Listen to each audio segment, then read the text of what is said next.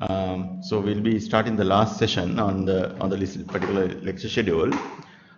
This is on the case analysis. Before starting, can I know whether the people who are participating online can they hear me?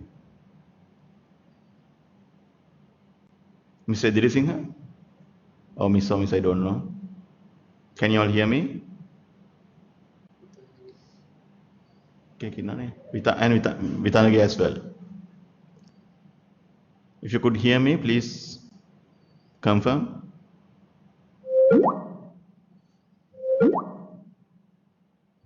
Okay, thank you. What about the other one? No, hopefully, both of you can hear me, right? So let me start uh, this particular chapter on case analysis. Um, so which is going to be our last chapter, and I've shared you a particular kind of a symptoms or kind of a answer script for a case study, and we'll be, if time permits, I'll be discussing a Google incorporation case study. This is your case 12 in your studies text. I hope you have gone through that. If you have not gone through during the break, please do go through that. So what we'll do is I will just share you the methodologies that you could use when you're analyzing a case study. Before starting that, let me tell you why the case analysis has been developed as an educational tool. Because you will see most of the things that we study in MBAs has to be practically applied. Otherwise, there won't be any use. So we'll discuss certain theories and things in the classroom. If you cannot apply these things in practice, there won't be any use. So basically, a suggested method for MBA teaching is mainly on the case study. If you look at business schools like Harvard, Princeton, they mainly follow. They don't have any theoretical lectures. What they do is they conduct classes using case studies, and students are asked to sort of refer to textbooks for theoretical methods and methodologies. So that's how it is practiced in other countries. We are trying to bring a mix between theoretical as well as practical aspects in this particular program. So one such way of applying what you have studied in your classroom is the case analysis. So case is a kind of a real life problem that you may come across in a business environment. So you may have, as managers in our business operations, we may come across different practical problems that needs our attention as well as our input to solve. So in that cases, most of these problems that we come across on the day-to-day environment are not defined in the textbooks. So what we need to do is we need to apply what we have studied. We need to apply our experience, and using those academic as well as professional experience that we have gathered, we should be able to provide an answer for that particular problem. So in your textbooks, you will see there are plenty of case studies as such, all business and the business related issues. So then there has to be a kind of a framework for you to study and analyze the problem. Before finding a solution for a problem, you should be able to study the problem and analyze it. So what I'm going to tell you in the next half an hour to 45 minutes is a kind of a methodology that you may use, that you should be able to analyze and study a business organization as a business problem. So you should be able to use this framework when you're analyzing a case, when you're analyzing a practical problem in your business. So having said that, let me start the lecture with that. A case method provides the opportunity to move from a narrow, specialized view that emphasizes functional technique to a broader analysis of overall operation. For example, in this particular case, you may see a particular, when you read out the case study, you will see there are certain problems that a particular company will go through. So you should be able to analyze based on the methodology that has been proposed and identify the solutions and the problems solutions for the problem that has been there in the organization. This method has been introduced by Harvard Business School for the academic programs, and later on it has been taught in many master's level as well as MBA level programs in all over the world. Now, before starting a case study, if this is an organization that is known to you, should be able to research the case study. And you may use many sources of information for you to analyze a particular company's information. For example, you should have some kind of understanding about the industry that they're operating in.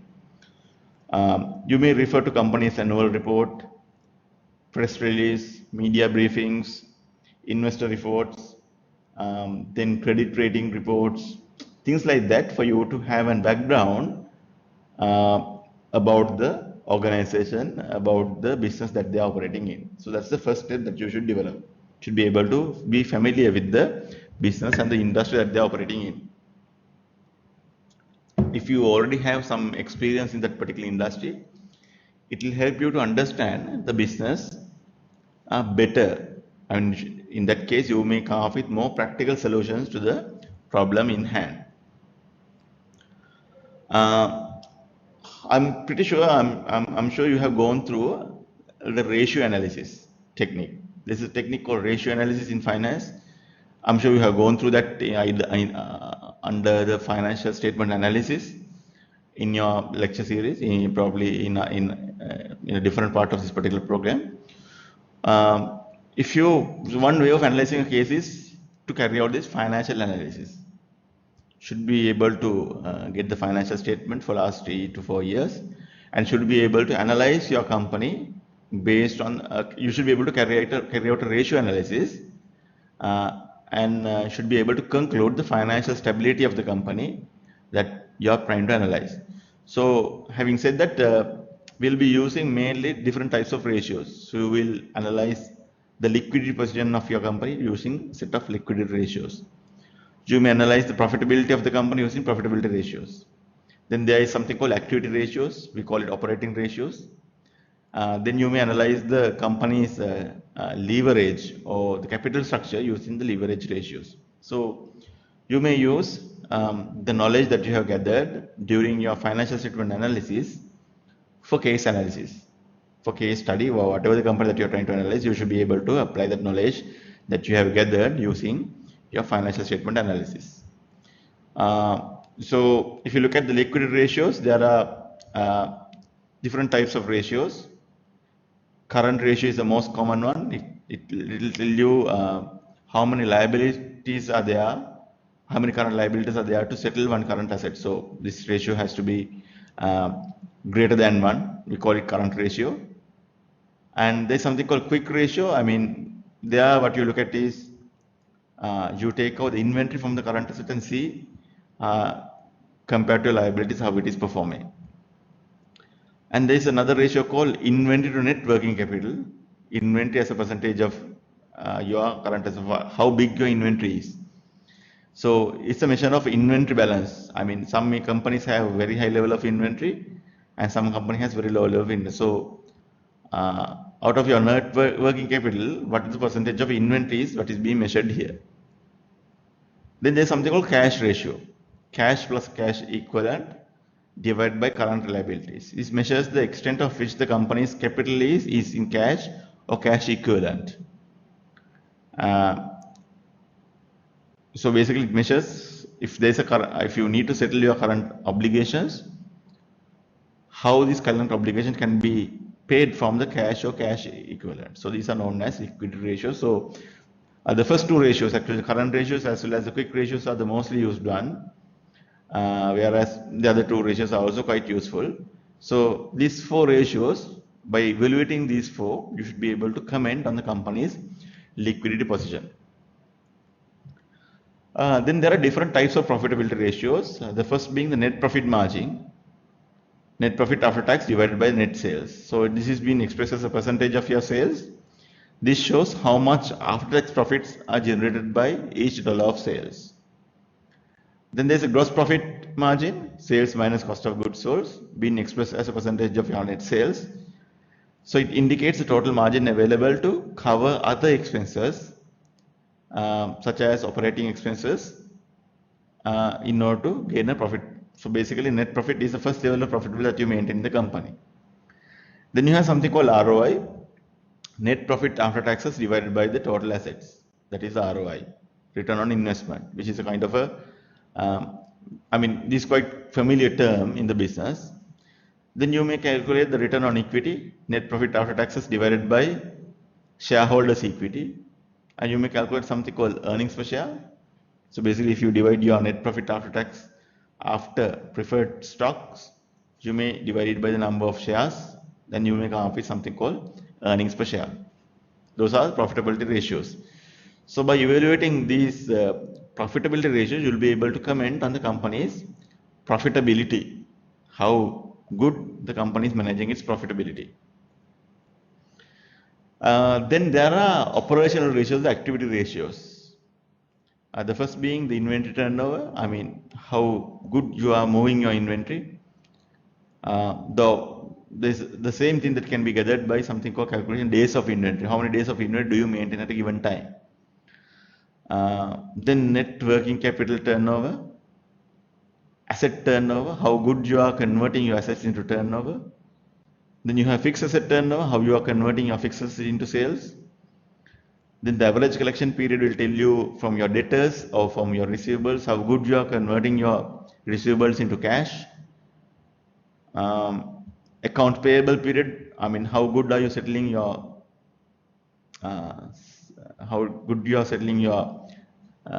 creditors, and the days of cash, number of days of cash do you maintain at a given time. That will tell you how good you are managing your business operationally. Then you have leverage ratios. This is something to do with your capital structure. If you are studying corporate finance, if you are a bank, you would love to evaluate this type of ratios. The first one is debt to asset ratio. So that will tell you what percentage of your assets are funded by debt. And there is something called debt to equity ratio. To $1 of equity, how much debt do you keep? Then out of your total equity, what percentage is your long-term debt? The third one, the long-term debt to capital structure ratio. Then the times of interest earned. This is profit before tax plus interest charges divided by the interest charges. So it is also known as interest cover sometimes. Then there is a coverage of fixed charges, profit before taxes plus interest charges plus lease charges divided by the interest charges plus lease obligations. This is another ratio, especially if you are having a significant component of your leases, it will get covered here. Then the current liability to equity. What's the percentage of your current liability as a percentage of your equity? So it measures the short-term financing portion out of your total equity. So when you calculate these ratios, you will have an idea about the leverage about the company. And as you will know by now, higher the leverage, it increases the business risks of the organization. So it's mainly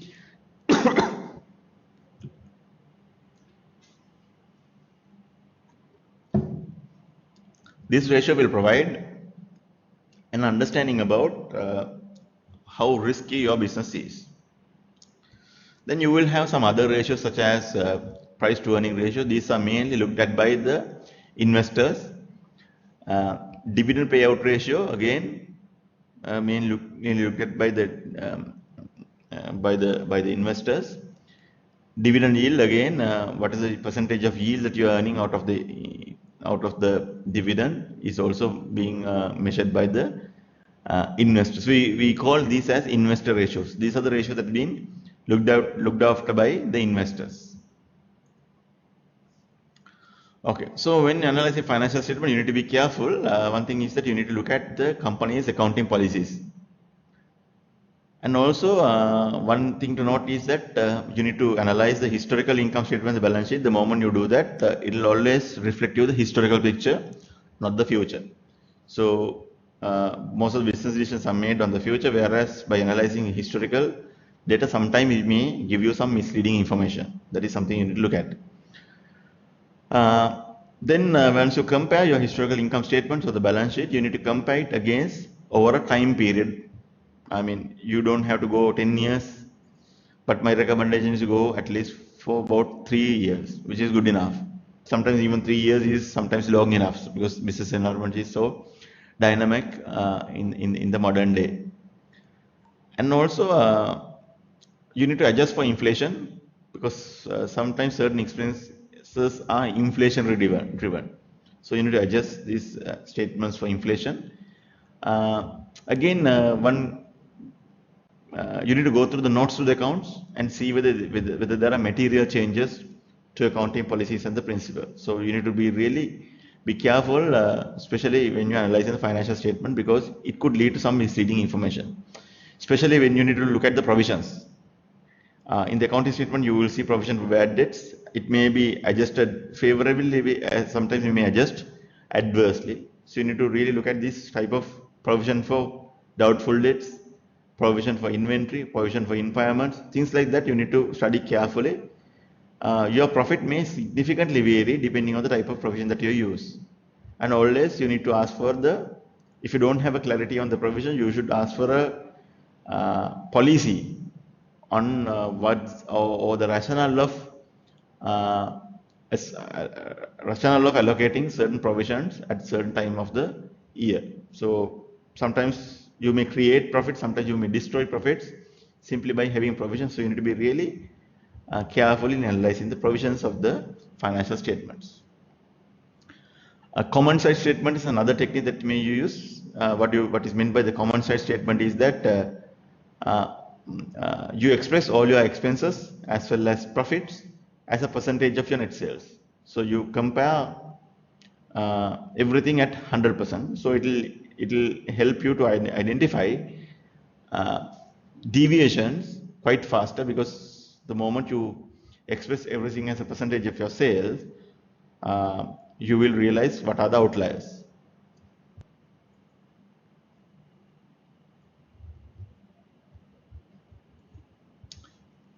Okay, sorry. And now once you finish your financial analysis, you could get into the non-financial analysis, and I have given you a framework for that. So this is what is known as strategic audit. So you should first analyze the current situation of the company. Then you need to identify what are the positive factors and what are the negative factors and have some comments. So use this as a guideline in your analysis. Under the current situation, you may analyze, you may study the past corporate performance indexes such as financial performance, brand equity, customer satisfaction index, uh, employee engagement index, things like that. Then you may analyze and come up with the positive factors as well as the negative factors, and if there are any comments, you may highlight them. Then probably you may analyze a company strategic posture using the current mission, objective, strategies, and the policies. Then if you come across any positive factors, you may highlight, and if you have any negative factors, you may highlight this negatively. Then you could get into the SWOT analysis. This is the starting point of SWOT analysis. Probably you may start analyzing the corporate governance. So what can you say about the board of directors of the company? You cannot see the slides, okay.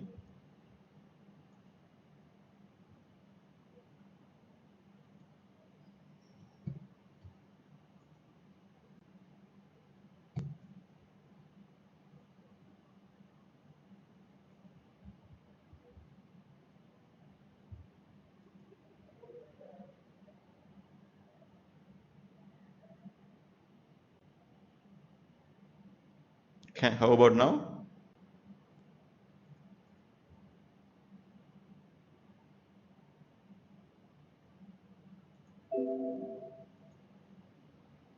How about now?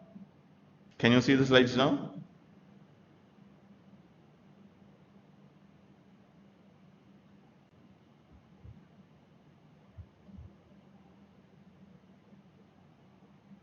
Okay. So we have been discussing to carry out a strategic audit, and uh, second way to analyze. Okay, so the corporate governance. So you may have some comments about the board of directors, top management of the organization, and thirdly, you may get into the analysis of external environment as well as the SWOT, opportunities and the threats. So there you may analyze the social environment, societal environment that the organization operating in. You may highlight the positive factors, negative factors. Uh, then probably you may analyze the task environment or the industry analysis using probably Fortas 5000 model also. Then the internal environment analysis is the next step. Basically, which will give you an idea about the strengths and weaknesses of the organization. You may analyze your internal environment using the corporate structure. Whether the corporate structure, I mean, what are your comments about the corporate structure? Then corporate culture, is it positive or negative? What are the improvements that can be done? What are the resources that are available in the organization? Marketing, finance, R&D, operations and logistics, human resources, information systems, etc. Then as a next step, you may analyze the strategic factors, key internal and the internal strategy factors. Basically, at this stage, you should be able to perform a SWOT analysis of the organization based on the previous analysis that you have carried out. So you have identified your strengths and weaknesses from your internal environment analysis, and as well as opportunities and threats from your external environmental analysis. So at this stage, you should be able to perform a SWOT analysis of the company. So then once you end your SWOT analysis, you may get into the recommendation stage. So what kind of strategic alternatives the company could pursue? What are the pluses and the minuses? What are the pros and cons of each and every strategy? Then you may recommend a strategy. Probably out of 10 strategies, you may choose one or two, and you get into the implementation. And how you do usually implement is using your budgets, policies, standard operating procedures, etc. And finally, you get into the evaluation and control stage, where you use various tools such as against the performance evaluation matrices, budgets, balance scorecard, etc. for you to carry out this particular exercise. So this framework you may use to carry out your analysis on a day-to-day basis. So in any case study, you should be able to use the strategic framework that has been there in this particular PowerPoint. You may use this as a guideline for you to perform a case analysis. Do you have any questions on this particular methodology? Now we are going to do a sort of a practical example. We are going to discuss case number 12, Google Incorporation, the future of the internet search engine, after we go through this particular example. Do you have any questions?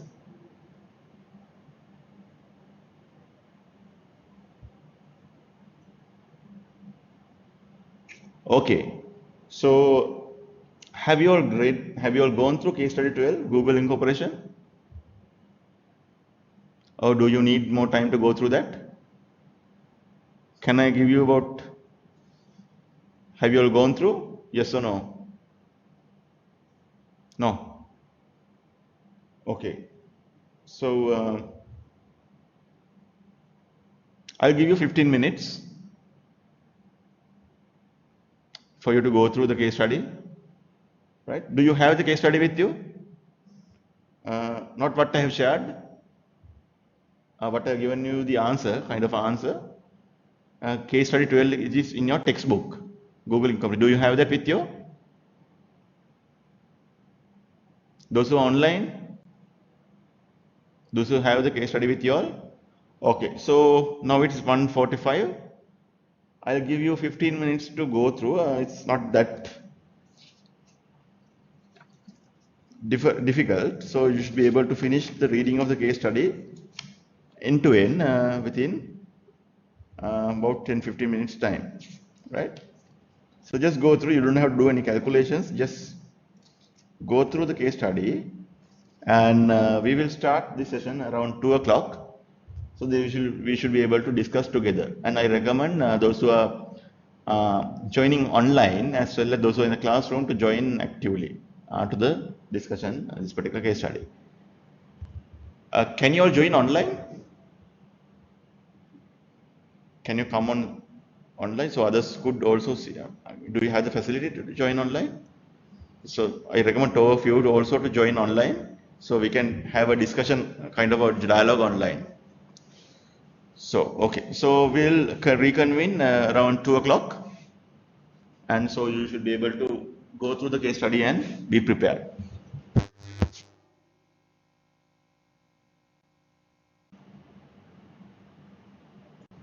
Right. Okay. Can you all hear me?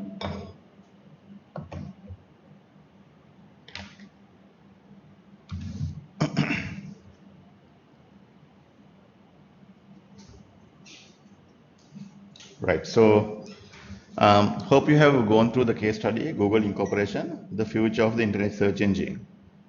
So this case study is about the Google Incorporation, and you will see some historical, there's nothing to be shown. So it's going to be a discussion. Can you, as long as you can hear me, that is fine.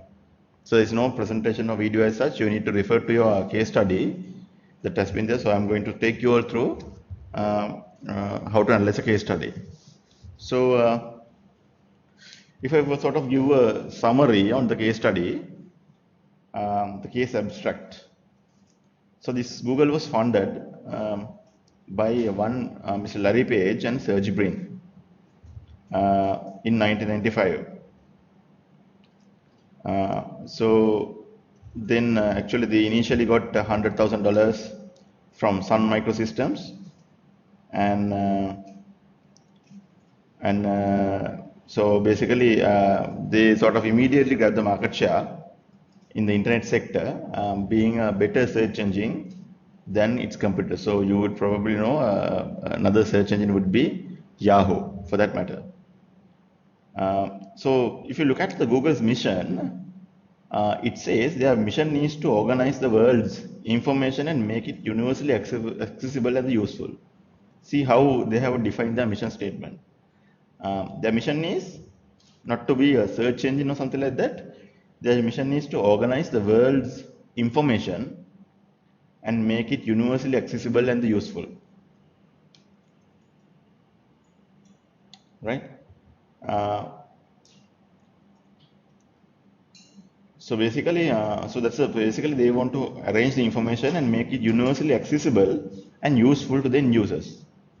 And they believe, the management of the Google has believed the most profitable as well as way to accomplish the company's mission is to put the needs in the user's hand. And also they said, if they offer a high quality user experience, and as long as it could increase traffic and strong word of mouth promotion, it could increase the users' needs first. So a perfect search engine would exactly give what you mean and give back exactly what you want. For example, when you are searching, whatever the search engine should give you the most relevant content to the user. In 2000, the Google was in 50 languages, and it has become the prime web search engine.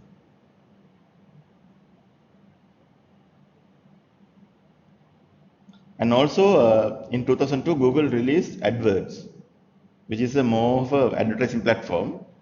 So Google now started having a new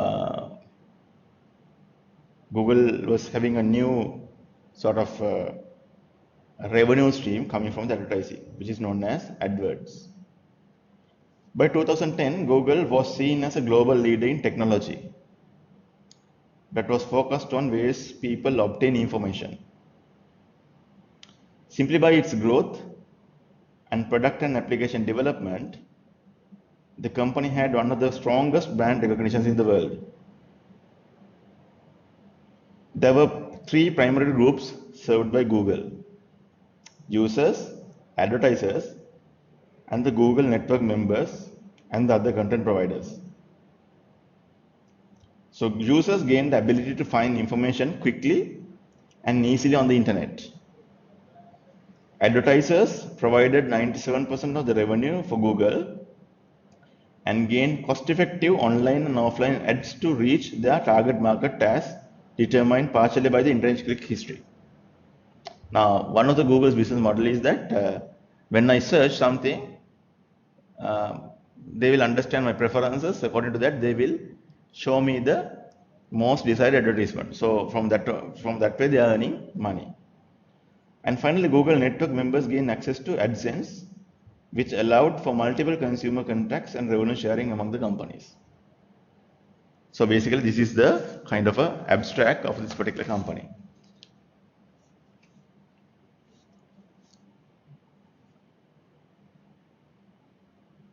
Right. So let us go into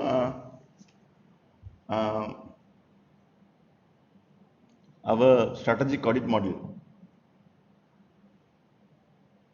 I'm sure most of you are familiar with the Google, and I'm sure most of you are using Gmail as well. So this case is going to be a kind of an interesting case study for all of you.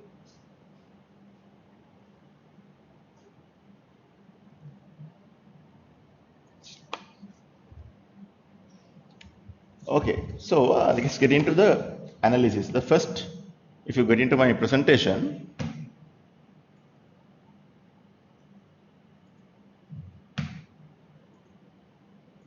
case analysis presentation,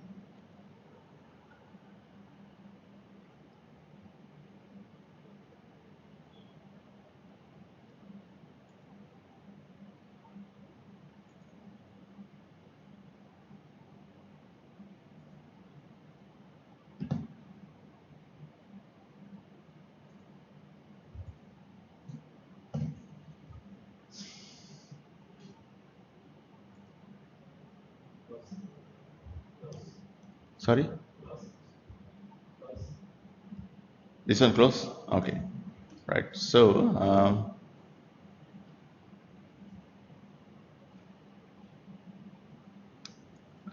current situation, current performance of the company. So what can you say about the current performance of the company? We may start with the history of the company.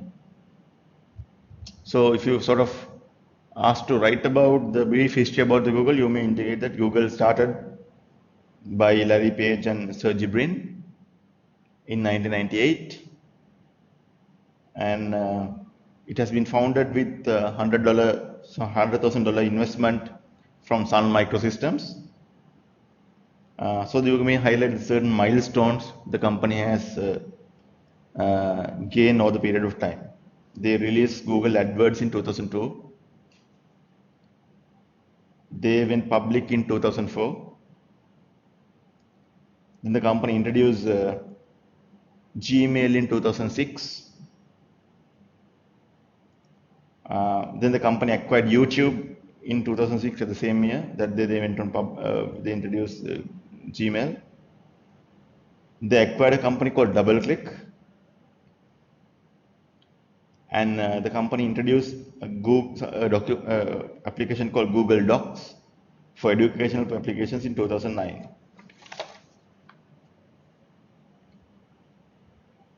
What are the economic performance of the company? Yes, what are the economic performance of the company?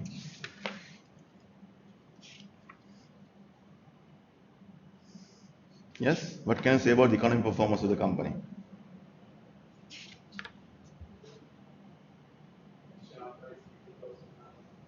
Yeah, share price. How is the movement of the share price?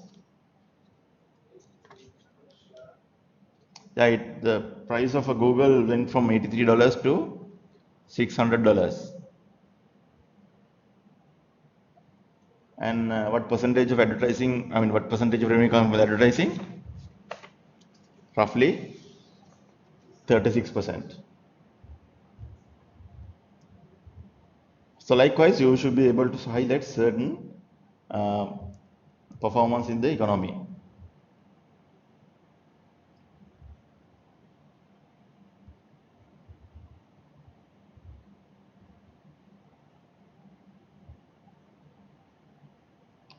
Okay, so then, I mean, this is a brief history about the company.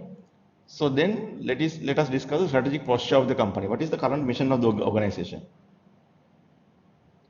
The mission of the organization is to organize the massive amounts of data on the internet for users in a practical and the meaningful way and make this information useful to the users.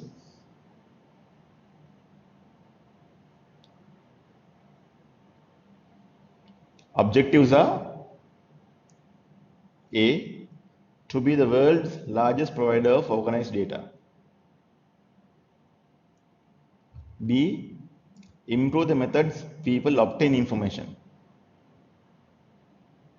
C. Change the internet revenue model. They have introduced something called AdWords in 2012, in 2002. D. Increase site traffic and increase the word of mouth marketing of the Google brand.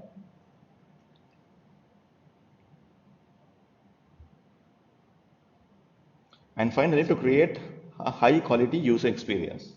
Those are the objectives. There are 4 objectives to be achieved. Uh, uh, so this is, so you can write this as strategic objectives. What strategies Google pursue in this exercise?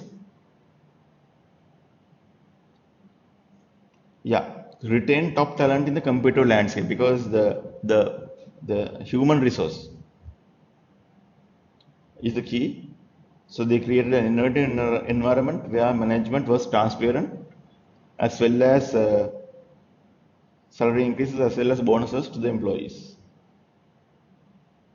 And B, the strategies are attract and retain end users in a highly competitive landscape.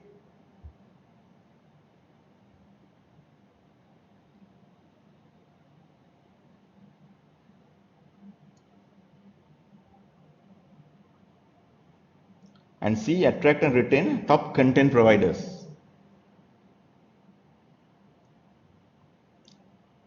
Next one could be growth through positive word of mouth due to a great user experience and strategic acquisitions. Now, um, strategic acquisitions are YouTube is one such strategic acquisition where Google has made, right? So they have sort of growth, achieved the growth through strategic acquisitions such as YouTube acquisition. E, identifying the needs of the end users and putting those needs first. F, compete on relevance and usefulness of search results.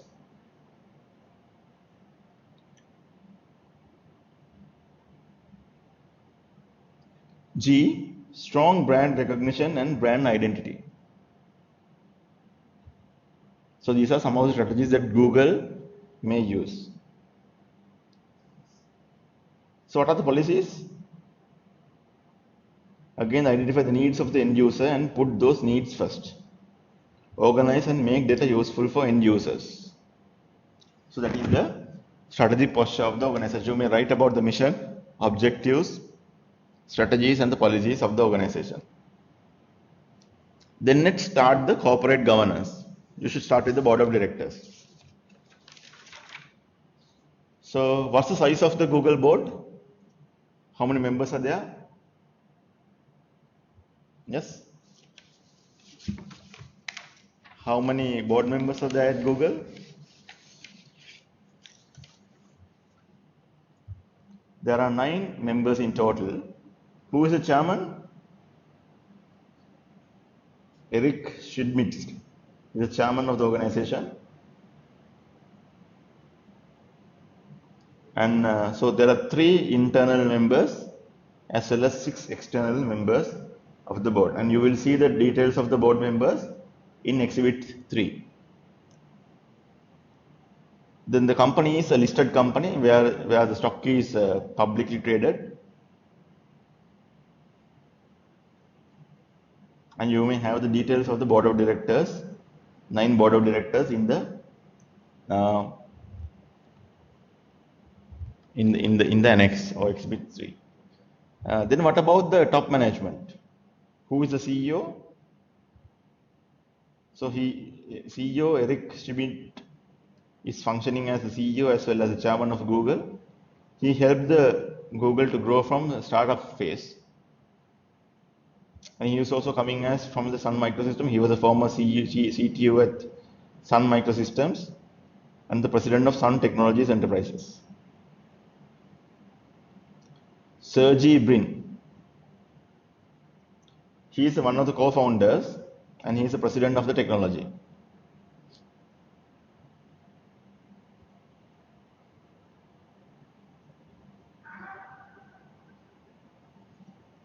Master's degree in computer science from Stanford University.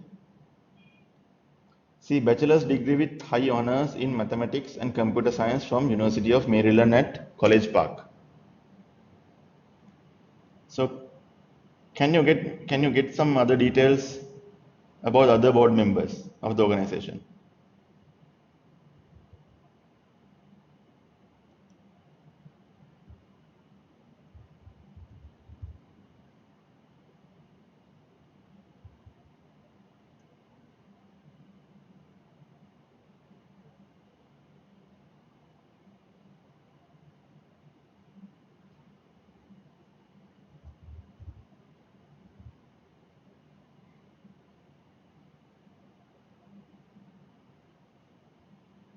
Yes, Larry Page, again the co-founder who is working in the capacity of president of production services.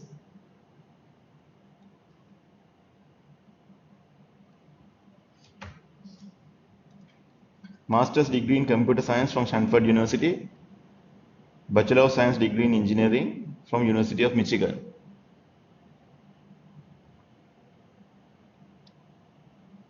Then there are 6 additional senior vice president level executives. They are coming from different backgrounds, diverse backgrounds, and they are also coming from different global companies. Right. So that's about the corporate governance. So basically, you have an idea about the top management as well as the board of directors of the organization. Now, step number 3: external environmental analysis. Societal environment. So basically, it will cover the economy. So how does Google earn money? So basically, Google relies on per-click advertising revenue. Basically, it accounts for 97% of the revenue of the company. So as a result of that, they are very dependent on maintaining relationship with top advertisers. It's a kind of a threat because they are depending on few top advertisers. It's a threat. Their international revenues are growing annually, which is an opportunity. So the more they penetrate into international area, they will be able to grow their revenue significantly. It's an opportunity. There's very little competition in the foreign countries. They may be having competition in their own country, but they have very little foreign competition from other countries. It's an opportunity. However, when you're dealing with the foreign subsidiaries, you may be subjected to exchange rate risks. At the same time, you will be subjected to taxation. So it's again a threat. So those are, overall financial risks in dealing with the international partners tend to be kind of high. So it's a kind of a threat. Technologies from the technology perspective. What are the things that is happening? One change that is happening is a rapid change in the hardware and the software. And also you will have new and also disruptive technologies are constantly being introduced. For example, nowadays most of the people are accessing internet through their mobile phones. That's a kind of a technology change that took place. Earlier people used to use desktops. So then the threat of internet security breaches. Again, people could hack and breach the softwares. So again, it's a threat.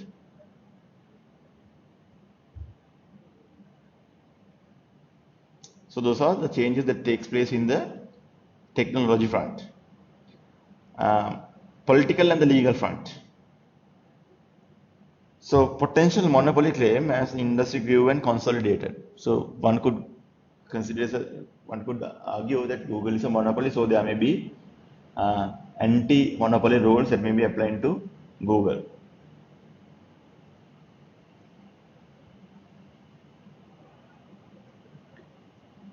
Then laws related to liability of online services.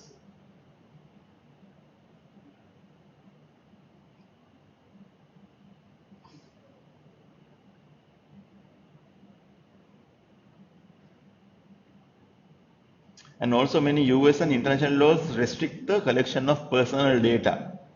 It's a threat because Google always collect data and they use that for their advantages. Many foreign governments forced Google to censor certain information on their websites, especially China and countries like Japan.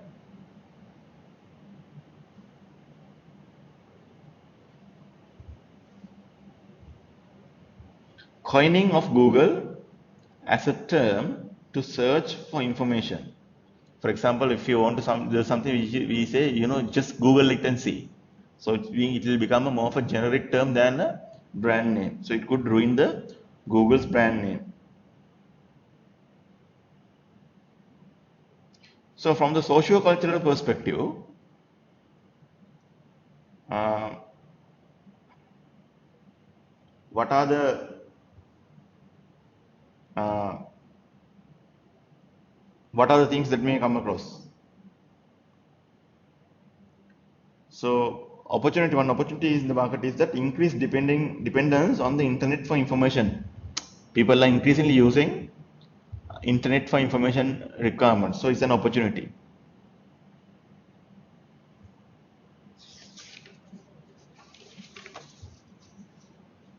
And also growth of smartphone and the culture shift of needing information immediately will be an opportunity.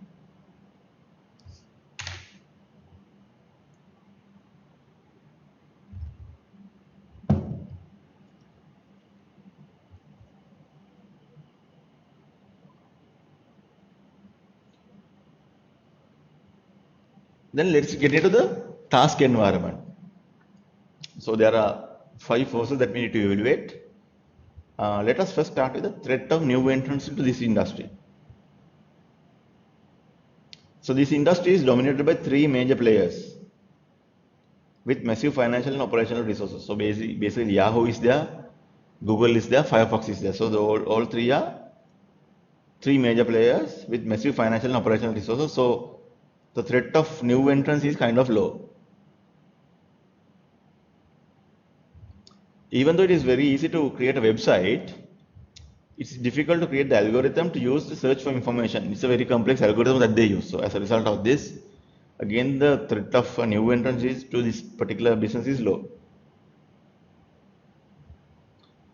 And also name and the brand recognition of the major players like Google, Yahoo, and the Microsoft as a result of these three. Um, so there is a highly unlikely that a new entrant will come to the market.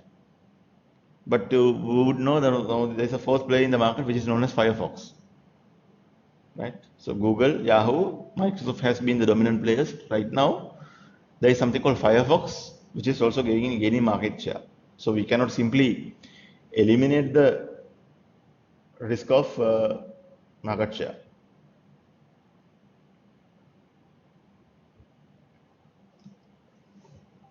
Okay, give me a moment. So give me a small, about 5 minutes. I will come back to you.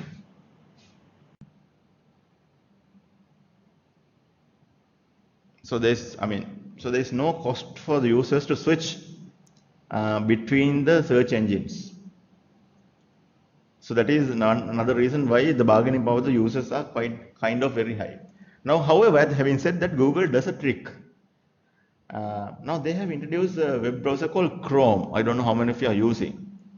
To eliminate or sort of to prevent the users moving out from them, they are providing a service where you can sort of save as a kind of a bookmark your frequently searching component, and you can save it and have all. So for example, all your applications, the things that you do search frequently, can be saved and kept there. And the moment you go to a different browsing engine, you don't maintain that particular history. So as a result of that, you are compelled to choose a single website for your browsing because they are providing that convenience. And also now people are using multiple devices these days. Now, for example, if you look at a user, he uses 3 devices: a tab, a mobile phone, as well as a computer, desktop computer. And so when the people use these desktop computers, what will happen is you may have the syncing facility. For example, the content that you have used in your desktop can be accessed from your mobile device as well. So this kind of tricks being used by Google simply to prevent customers moving out from their kind of engine. But having said that, the bargaining power of the customers and the users are kind of very high because there is no cost for users to switch to alternative search engine. That is the second one. So when it comes to bargaining power of the buyers, it's very high. Then the threat of substitutes.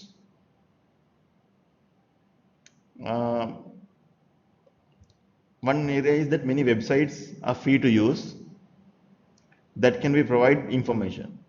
That is one area which is a kind of a threat for this particular company. And social networks are also being used for data gathering. Things like Facebook, Instagram. So those social networks, Twitter, these LinkedIn for that matter, social networks being used for data gathering. So that's again a threat for Google from that perspective. So there are other social networks such as Twitter, LinkedIn, and Facebook. Then other one is there are emerging vertical search engines. Now, for example, if you want to buy something, you will not Google, you will directly go to eBay. If you want to find a book, you may go to Amazon.com. If you want to find a hotel, you go to booking.com. If you want to get medical advices, you go to WebMD. If you want to get some information regarding, if you want to see the review of a particular location or a hotel, you go to TripAdvisor. So there are vertical search engines that has been emerged, and they will provide specific information.